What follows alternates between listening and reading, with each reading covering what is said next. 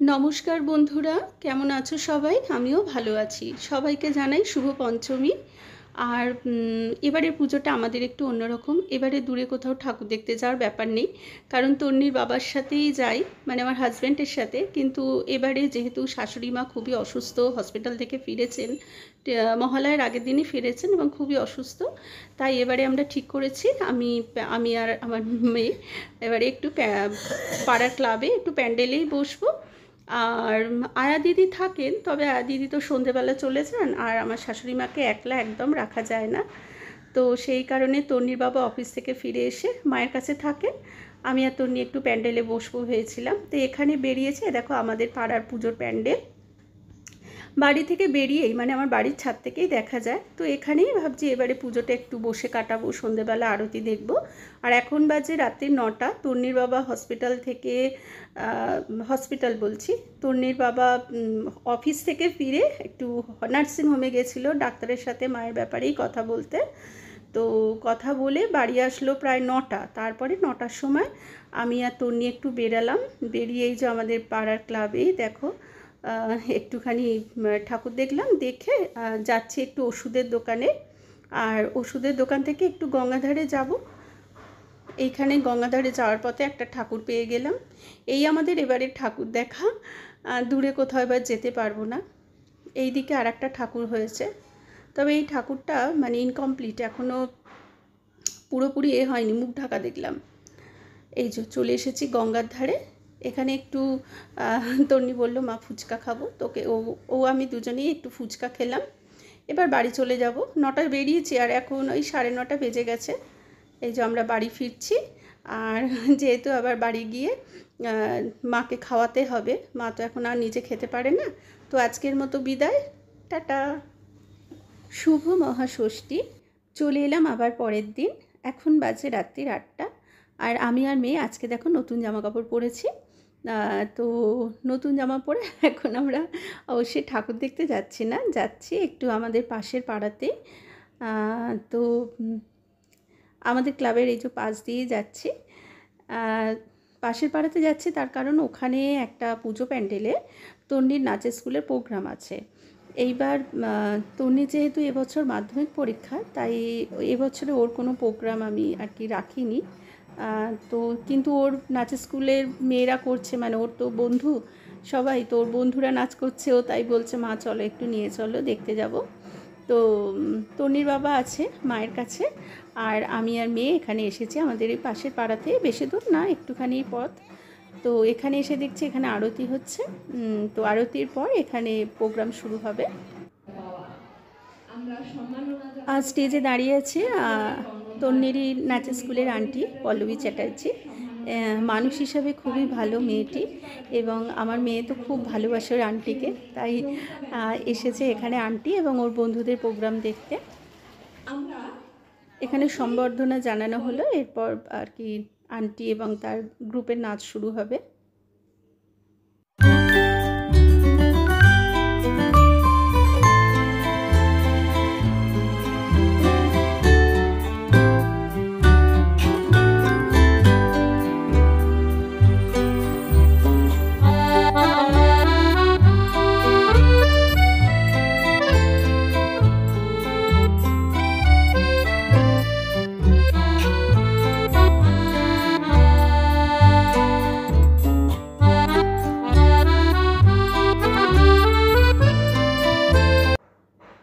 Programme শেষ হয়ে গেছে, আমি আর মেয়ে এসেছি আবার একটু গঙ্গাধারে। আমাদের বাড়ি থেকে গঙ্গাধার জাস্ট 5 মিনিটের রাস্তা।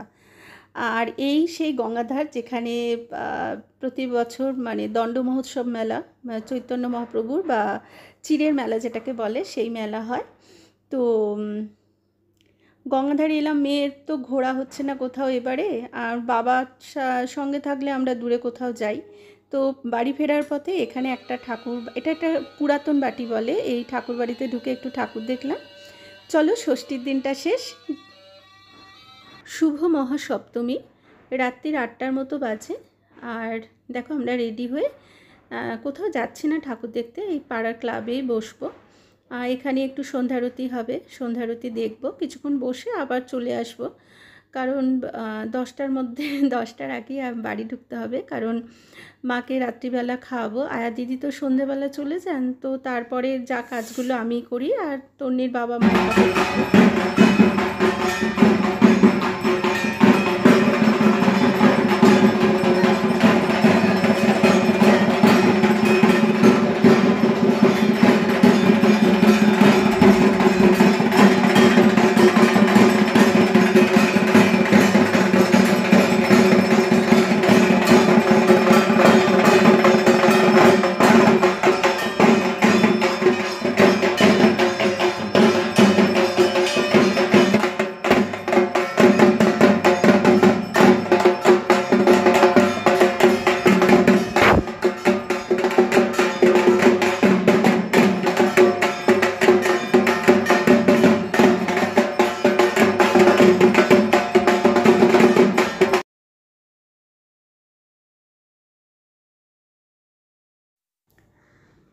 এখানে আমার পাশে আমার মা বসে আছেন, আর আমার বাপের বাড়ি পাশের পাড়াতেই। সুতরাং পুজোর সময় মায়ের বাড়িতে না গেলেও মায়ের সাথে রোজ এই প্যান্ডেলে দেখা হয়ে যায়, তো মায়ের সাথেই বসে আছি।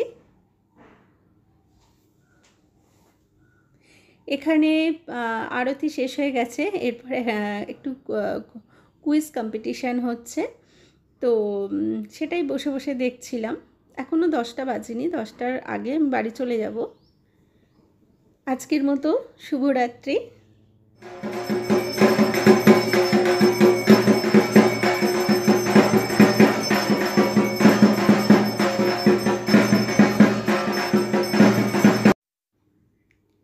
শুভ মহা অষ্টমী, আর এখন কটা 9:30 বাজতে যায় প্রায়। আমি সকাল সকালই ক্লাবে চলে এসেছি, এসে আগে পুজোটা দিয়ে দিলাম। আর এখনই আমাদের ক্লাবে পুষ্পাঞ্জলি শুরু হবে, আর তন্নি এখনও বাড়িতে রেডি হচ্ছে। আমি পুজোটা দেব বলে আগে বেরিয়ে এলাম। আর এই দেখো অষ্টমীর সকালের আমার সাজ।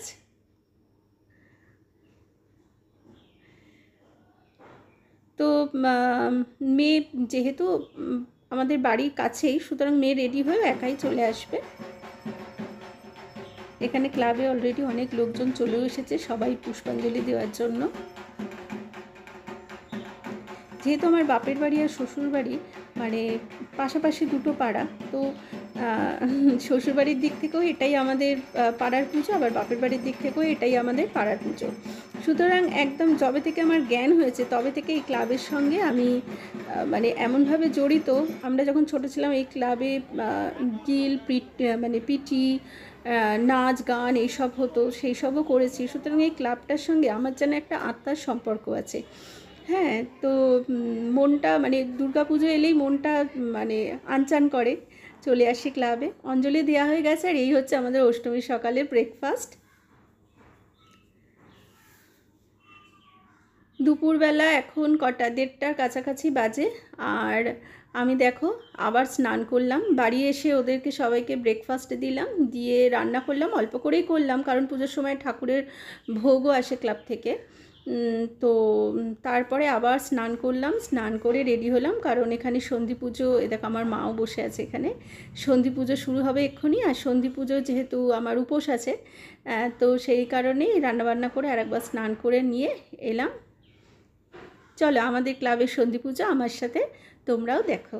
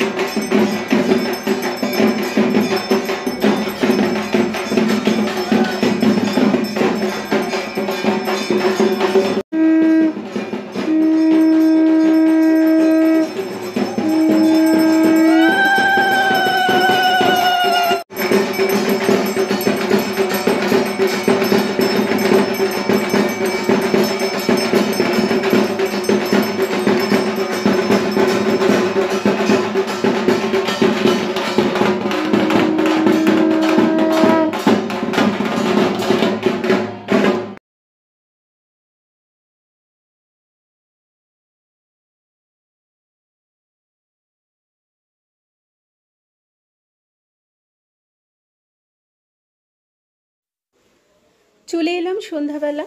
এ দেখো আজকেও বেশ সাজুগুজু করে নিয়েছি আর যাচ্ছি আমরা ক্লাবে।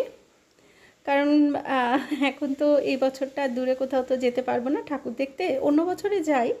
তো যখন যেরকম পরিস্থিতি, সেই পরিস্থিতির সাথে আমাদের মানিয়ে নিতে হয়, কি আর করা যাবে। ক্লাবে বসি, ক্লাবেও খুব আনন্দ হয়, মজা হয়, সন্ধ্যারতি দেখি, তারপর সবার সাথে সবাই গল্প করি। আর এখানে দেখো আমি আবার মায়ের সাথে দেখা পেয়ে গেছি। এটাও তো একটা ভাগ্যের ব্যাপার বলো, পুজোর সময় মায়ের সাথে সকাল সন্ধ্যা দেখা হচ্ছে। আর যেহেতু আমার মানে বাপের বাড়ি পাশের পাড়াতেই, সুতরাং ক্লাবে আসলে মায়ের সাথে দেখা হয়ে যায়। এই লাল শাড়ি পরে ও আমার বন্ধু, তো ও ক্লাবে আছে, তো সবাই মিলে গল্প করে মজা করে ভালোই কাটে। আর যেহেতু এই ক্লাবটা ছোট্টবেলা থেকে এসেছি, সুতরাং সবাই আমার চেনা পরিচিত, সুতরাং গল্প করতে করতেই সময় চলে যায়। তবে এই 10টার মধ্যে ফিরতে হবে, কারণ মাকে গিয়ে আবার খাওয়াবো।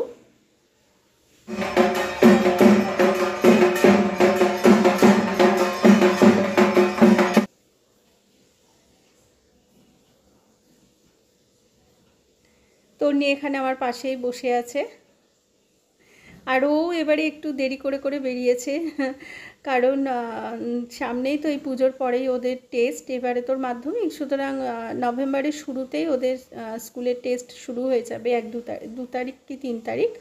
সুতরাং ও একটুখানি চেষ্টা করছে যে পুজোর সময় একটুখানি মানে একটু পড়াটা এগিয়ে রাখার।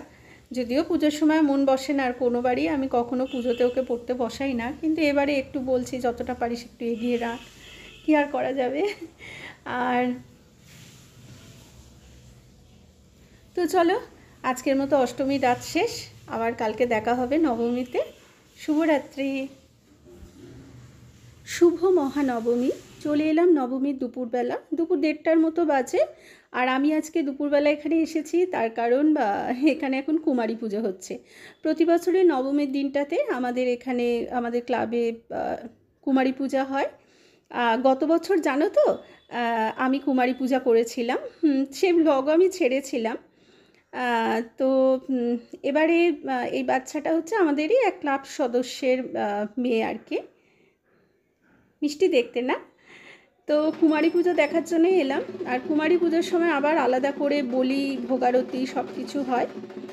আর তন্নি আসেনি আজকে এখানে, কারণ বাড়িতে ওর 3 পিসি, তারপর বাবা, ও সবাই আছে। আমি একেবারে রান্নাবান্না করে স্নান টান সেরে এলাম কুমারী পুজো দেখব। এরপর হোম হবে, একটু হোম দেখব, পুরো দেখতে পারবো না, কিছুক্ষণ দেখব। তারপরে ক্লাব থেকে ভোগ দেবে, তো সেই ভোগ নিয়েই যাব। আমি আজকে মানে সারা বছর তো এই দুর্গাপুজোর জন্য অপেক্ষা করে থাকি, তো দুর্গাপুজোর সময় এই ভোগ খেতে আমার ভীষণ ভালো লাগে, সবাই ভালোবাসে। তো আমি বাড়িতে এখান থেকে যে ভোগ দেবে সেটা নিয়ে যাব, আমি ওটাই খাবো। কুমারী পুজো হয়ে গেছে, আসলে আমি আজকে এসেছি পুজো তখন শুরু হয়ে গেছে, মাঝপথে এসেছি। তো কুমারীও বাড়ি চলে গেছে, আর আমিও ক্লাব থেকে ভোগ নিয়ে এসেছি। ভোগ নিয়ে এসে বাড়ির সবাইকে দিলাম একটু করে, আর আমিও খেলাম। আর নবমীর আকাশটা দেখো কি সুন্দর, পুরো পুজো পুজো আকাশ। চলে এলাম সন্ধ্যাবেলা, নবমীর সন্ধ্যার সাজ। আর এই আজকের দিনটাই, কালকে এই প্যান্ডেল আমাদের ক্লাবের নিয়ম হচ্ছে দশমীর দিনই সবসময় বিসর্জন হয়, আমাদের এক্সট্রা আর একদিনও থাকে না ঠাকুর। আমি ছোট থেকেই দেখে আসছি এই নিয়মটাই। তো আজকে যেমন দেখছো প্যান্ডেল ভর্তি লোকজন, আলো ঝলমল করছে। কালকে এই প্যান্ডেলটা পুরো ফাঁকা হয়ে থাকবে, স্টেজে মাও থাকবে না, আর এত লোকজনও থাকবে না। ছোটোবেলা, এখন তো তবু বাড়িতে কাজে ব্যস্ত হয়ে যায়, ছোটোবেলা এই ক্লাবটার দিকে তাকালে মনটা মানে খাকা করে উঠতো। মানে যখন দশমীতে বিসর্জন দিয়ে আসার পর যখন ক্লাবটা দেখতাম। এখানে আরতি শুরু হয়ে গেছে, আর আজকে সন্ধেবেলায় এসে আবার মার সাথে দেখা হয়ে গেল। আর তোর নিয়ে এখনও বাড়িতে সাজুগুজু করছে, ও এখনও আসেনি। আর আমি বললাম আমি চলে যাই, এই যে এসে গেছে। আমি আসলে আরতি দেখবো বলে তাড়াতাড়ি চলে এসেছি। এই যে আমার মেয়ে পাশে, তো মা মেয়ে একটু ছবি তুললাম। এখানে ওর অনেক বন্ধু আছে, তো বন্ধুদের সাথেও একটু ছবি তুললো। তো চলো, এভাবেই আমার পুজোটা কাটলো। তোমাদের সবারই নিশ্চয়ই ভালো কেটেছে। আসি তবে আজ, আবার দেখা হবে, টাটা।